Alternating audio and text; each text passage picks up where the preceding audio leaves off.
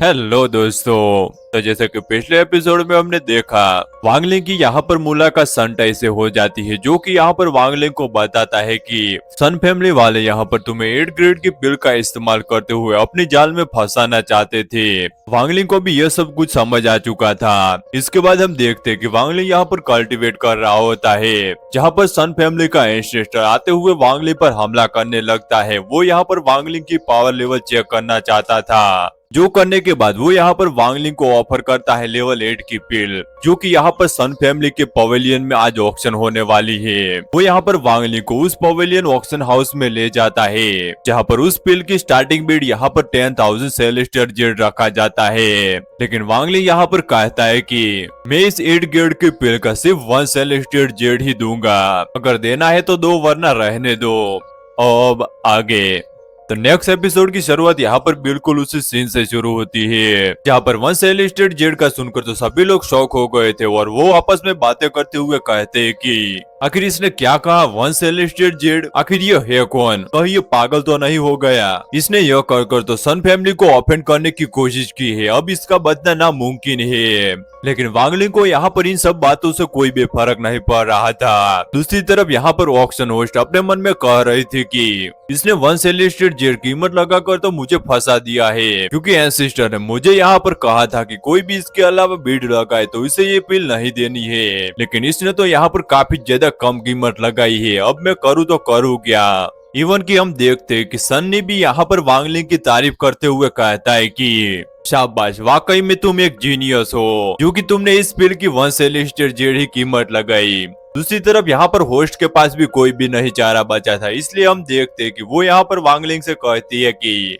क्योंकि यहाँ पर तुमने सिर्फ अकेले इस पिल के लिए बीड लगाई है तो ये पिल तुम्हें मिलने वाली है। जो कहते हुए वो पिल यहाँ पर वो वांगलिंग की तरफ दे देती है। वांगलिंग भी यहाँ पर उस पिल को लेते हुए 1 सेलेस्टियल जेड यहाँ पर उस होस्ट को दे देता है। बाकी के सब लोग तो यहाँ पर ये होता हुआ देखकर कह रहे होते हैं कि इतने कीमती ट्रेजर का सिर्फ 1 सेलेस्टियल जेड, क्या इस पवेलियन वाले लोग पागल हो चुके हैं जो इतने कीमती ट्रेजर को सिर्फ ऐसा ही दे दिया?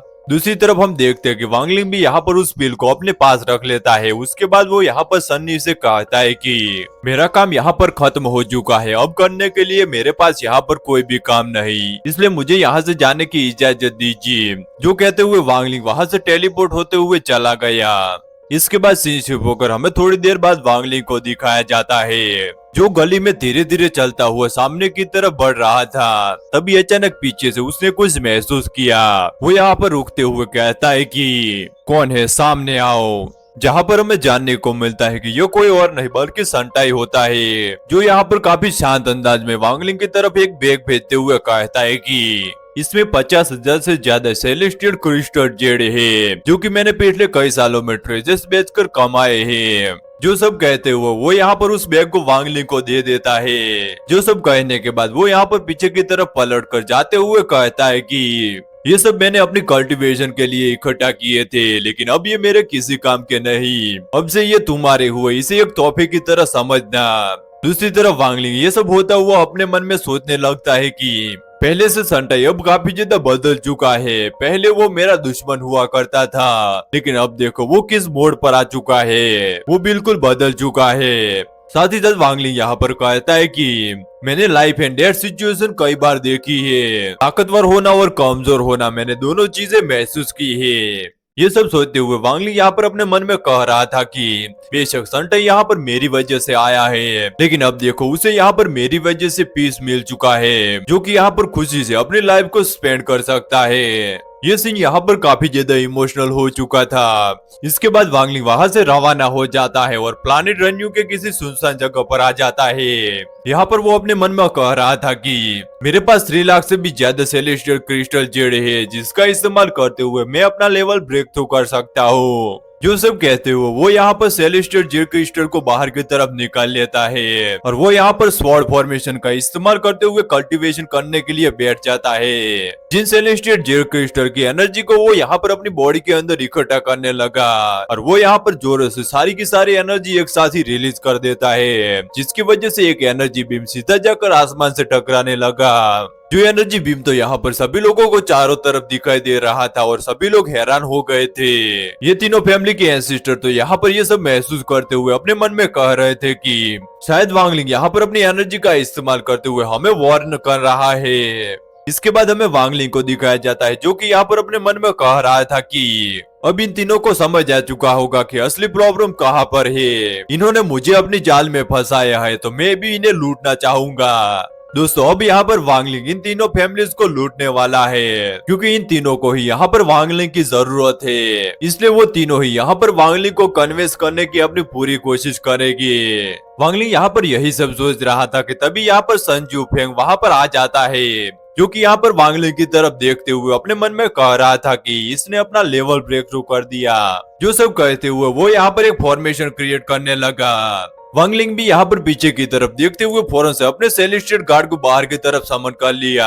जो सेलेस्टियल गार्ड तो काफी ज्यादा पावरफुल था वो यहाँ पर सन जूफेंग की तरफ बढ़ते हुए एक अटैक कर देता है। जो पाम अटैक तो काफी ज्यादा खतरनाक था जिसकी वजह से सन जूफेंग तो इंजर्ड हो गए और खून की उल्टियां करने लगा। लेकिन वो यहाँ पर खुद को संभालते हुए एक बार फिर से खड़ा हो गया और वो यहाँ पर एक रिकवरी पिल भी खा लेता है। साथ ही साथ वो यहाँ पर अपने मन में सोच रहा था कि ये सेलेस्टियल गार्ड तो एक मॉन्स्टर है। अगर वांगलिंग चाहता तो मुझे खत्म कर सकता लेकिन उसने मुझ पर रहम किया। शायद से वांगलिंग मुझे मारना नहीं चाहता। दूसरी तरफ वांगलिंग यहाँ पर अपने सेलेस्टियल गार्ड को वापस से अपने पास रख लेता है। जो सब देखते हुए सन जूफेंग यहाँ पर वांगलिंग की तरफ देखते हुए अपने मन ही मन में कह रहा था कि आखिर इस आदमी की पावर इतनी ज्यादा खतरनाक है कि मैं उसे देखते हुए महसूस नहीं कर पा रहा हूँ कि आखिर ये किस लेवल पर है। लेकिन मुझे इतना पता है कि मैं इसे ऑफेंड नहीं कर सकता। दूसरी तरफ वांगलिंग वो यहाँ पर गुस्सा होते हुए थोड़ा सा डराते हुए कहता है कि तुम लोगों ने जानबूझकर मुझे इस दलदल में घसीटा और मुझे लेवल 8 की पिल लेने के लिए मजबूर कर दिया। लगता है कि तुम लोग जानते नहीं हो कि ज़ूमू है कौन। जिस पर तो रानजूफेंग फौरन से माफी मांगते हुए वांगलिंग से कहता है कि हाँ मैं मानता हूँ कि मैंने गलती की है, हमें माफ कर दीजिए। लेकिन हमारे पास इसके अलावा कोई और रास्ता भी नहीं था। हुआन फैमिली काफी ज्यादा पावरफुल है इसलिए हम सिर्फ बस इतना ही चाहते हैं कि आप हमें प्रोटेक्ट करें। जिस पर तो वांगलिंग हाथ का इशारा करते हुए कहता है कि खामोश हो जाओ, मुझे तुम्हारी इन बातों से कोई भी फर्क नहीं पड़ता। अगर तुम लोग चाहते हो कि मैं तुम लोगों को प्रोटेक्ट करूं, तो तुम लोगों को अपनी सिंसियरिटी साबित करनी होगी। जो सुनकर तो रानजूफेंग सवाल करते हुए कहता है कि आखिर आपके कहने का मतलब क्या है। जिस पर तो वांगलिंग यहाँ पर कहता है कि मैं सिर्फ यही कहना चाहता हूँ कि अगर तुम लोगों को मेरी प्रोटेक्शन चाहिए तो तुम लोगों को अपनी फैमिली के 90% सेलेस्टियल जेड क्रिस्टल मुझे देने होंगे। जो सुनकर तो रानजूफेंग शॉक हो गया था। दूसरी तरफ वांगलिंग यहाँ पर कहता है कि संजी और जाओचेन दोनों ही बाहर आ जाओ और मुझे तुम दोनों फैमिली से भी सेलेस्टियल जेड चाहिए। सन फैमिली से 70% सेलेस्टियल जेड मुझे चाहिए और जहाँ तक जाओ फैमिली की बात है तो मुझे वहाँ से 90% सेलेस्टियल जेड चाहिए। जो सुनकर तो जाओचेन शॉक हो गया था क्योंकि इतने ज्यादा सेलेस्टियल जेड तो काफी ज्यादा होते हैं। लेकिन वांगलिंग यहाँ पर रुकता नहीं बल्कि वो यहाँ पर कहता है कि 4 साल पहले तुमने जिस हुआन फैमिली के कल्टीवेटर को मारा था उसका स्टोरेज बैग भी मुझे चाहिए और बाकी के 4 लेवल 8 की डिवाइन पिल भी मुझे चाहिए। अगर तुम लोग इस बात से मेरी एग्री करते हो तो मैं तुम्हारी फैमिली को प्रोटेक्ट करूंगा। जो सब सुनकर तो ये तीनों ही शौक हो गए थे। लेकिन फिर भी वांगलिंग यहाँ पर भी नहीं रुकता बल्कि वो यहाँ पर कहता है कि और हाँ एक और बात, अगर फ्यूचर में मुझे और ज्यादा सेलेस्टियल जेड की जरूरत पड़ी तो तुम तीनों ही फैमिली मेरे सारे के सारे सेलेस्टियल जेड फ्यूचर में मुझे प्रोवाइड करोगे। और अगर ऐसा नहीं कर पाए तो मैं तुम लोगों को प्रोटेक्ट नहीं करूंगा। तुम्हारे पास सिर्फ 2 ही ऑप्शन है, इसे एक्सेप्ट करो या फिर इसे रिज्यूम करो। इसके अलावा तीसरा और कोई रास्ता नहीं। क्या तुम तीनों को ये शर्तें मंजूर है?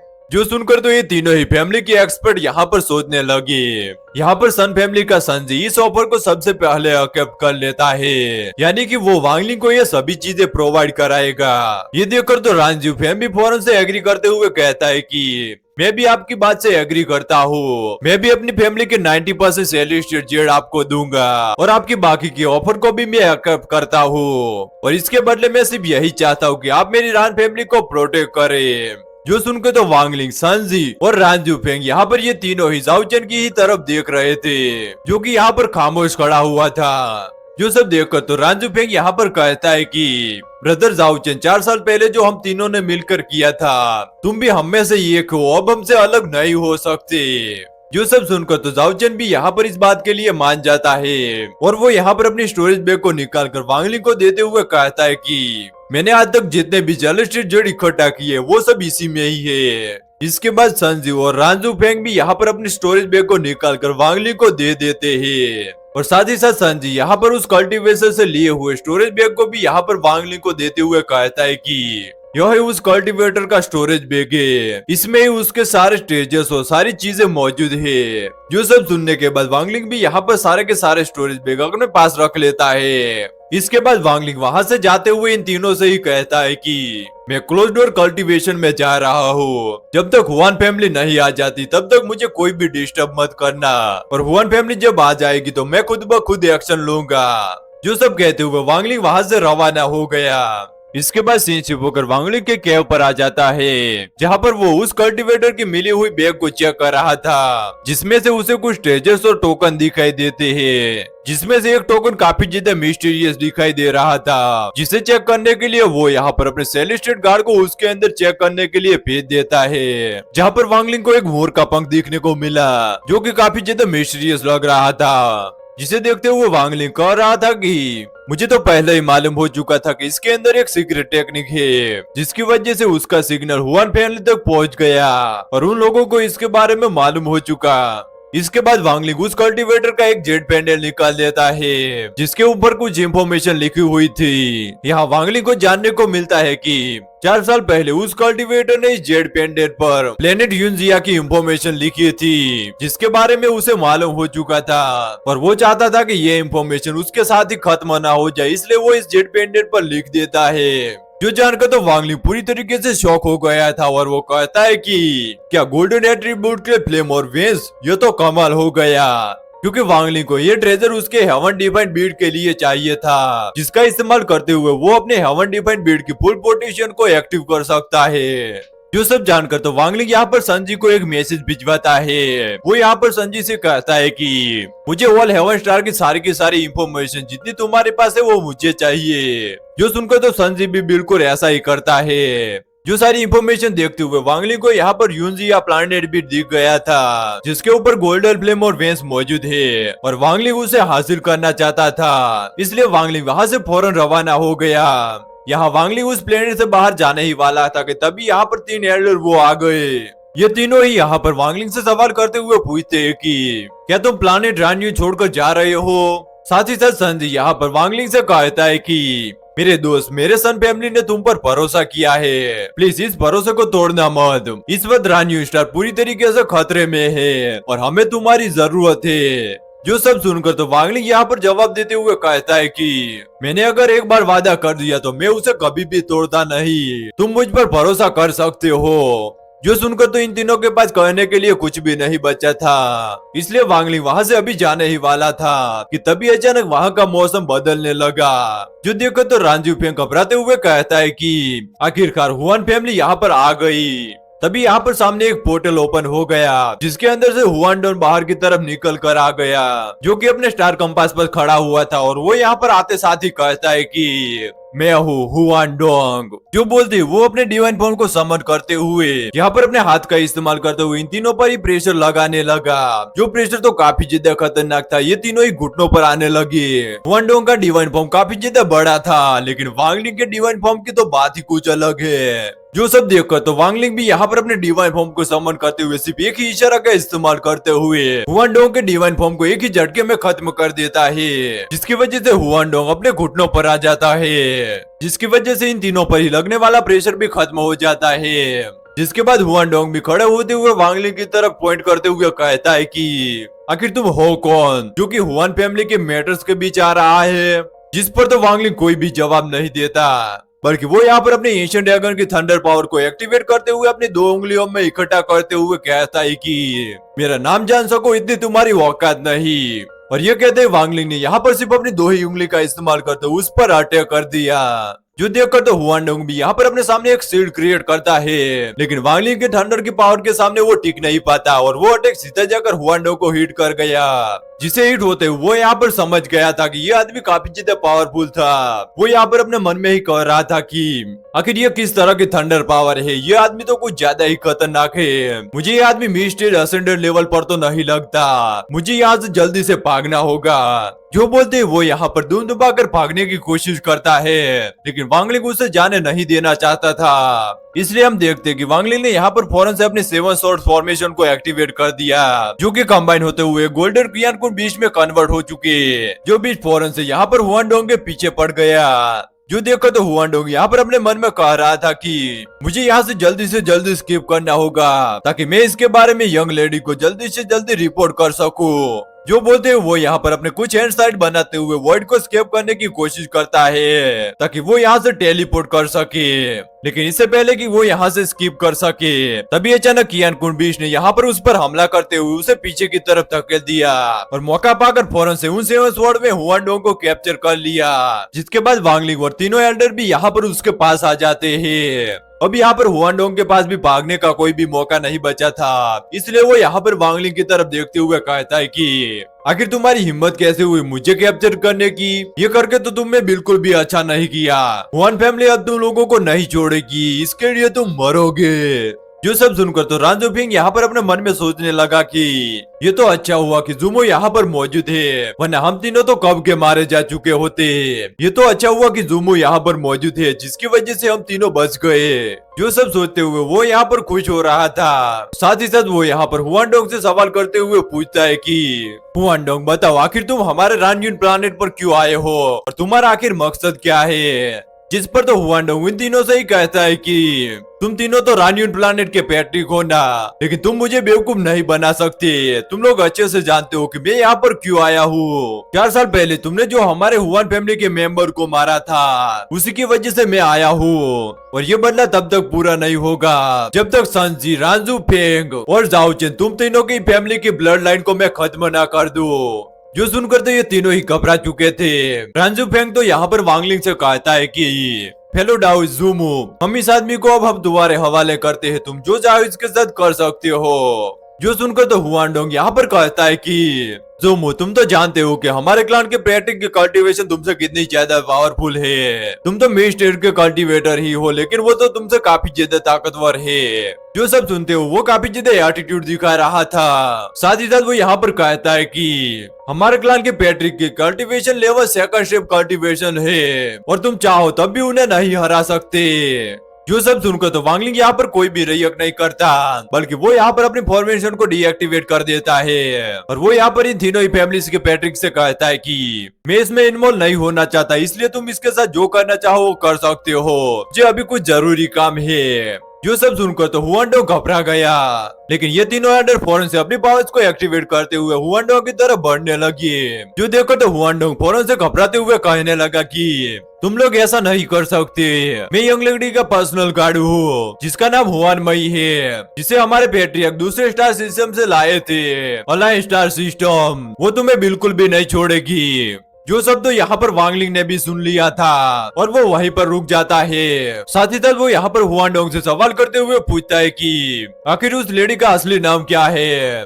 लेकिन हुआनडोंग तो यहाँ पर जवाब देते हुए कहता है कि अगर तुम लोग मुझे छोड़ दोगे तभी मैं बताऊंगा। जो सुनकर तो वांगलिंग फौरन से उसे सर से पकड़ते हुए अपने सोल स्टाइल टेक्निक का इस्तेमाल करते हुए उसकी मेमोरी को चेक करने लगा, जहाँ पर वांगलिंग को जानने को मिलता है कि हुआई में कोई और नहीं बल्कि उसकी दुश्मन मिस ल्यूमी है, जिसे ऑल हेवन स्टार सिस्टम में देखकर तो वांगलिंग को काफी ज्यादा गुस्सा आ रहा था। साथ ही साथ वांगलिंग यहाँ पर कहता है कि वाकई में इस लड़की की किस्मत तो काफी ज्यादा अच्छी है। जो सब कहते हुए वांगलिंग ने फौरन से हुआनडोंग की खोपड़ी को फोड़ दिया, जिसे जान से मारने के बाद वांगलिंग ने उसकी सोल को फौरन से अपने सोल रिफाइनिंग फैंग में अंदर रख दिया।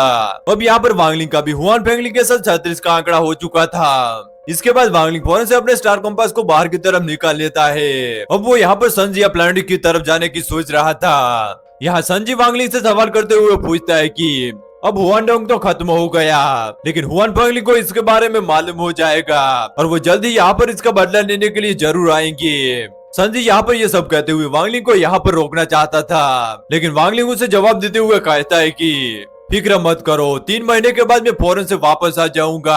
अभी के लिए मुझे कुछ जरूरी काम है। जो सब कहते हुए वांगली वहां से फौरन से यूजिया प्लैनेट की तरफ रवाना हो गया।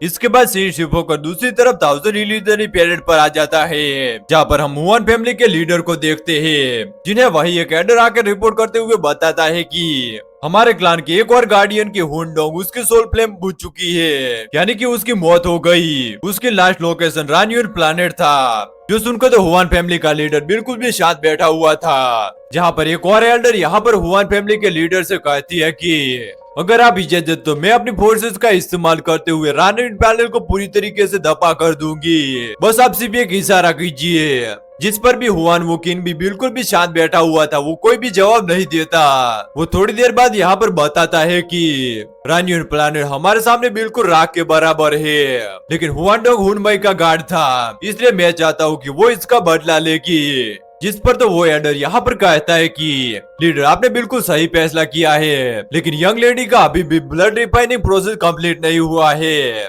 साथ ही साथ वो एडर यहाँ पर और कुछ भी कहने वाला था, लेकिन तभी अचानक हम देखते हैं कि हुआन किंग फौरन से यहाँ पर खड़े होते हुए कहता है कि मैंने कहा ना, यंग लेडी अपने पर्सनल गार्ड का बदला खुद लेगी। जल्दी से उसके ब्लड रिफाइनिंग प्रोसेस को जल्दी कंप्लीट करो। जो सुनकर तो वो सभी एडर भी यहाँ पर इस बात से एग्री करते थे, इसलिए वो यहाँ पर कहते हैं कि जैसा हुआन किंग का कहना, हम इसी ऑर्डर को फॉलो करेंगे। साथ ही साथ हुआन वो किंग गुस्सा होते हुए कहता है कि प्लेनेट रान्यून के जितने भी वॉइड पैसेज है उन सबको ही ब्लॉक कर दो। साथ ही साथ प्लेनेट रान्यून पर स्टार लॉक की ग्रेट फॉर्मेशन भी लगा दी जाए, ताकि कोई भी कल्टीवेटर बाहर ना जा सके और बाहर से कोई अंदर ना आ सके। सब कुछ ही हमारे कंट्रोल में होना चाहिए। हमारी मर्जी के बगैर वहाँ से कोई चूंटी भी एंटर न कर पाए और न कोई चूंटी एग्जिट करनी चाहिए। यही मेरे रॉयल ऑर्डर डिग्री है।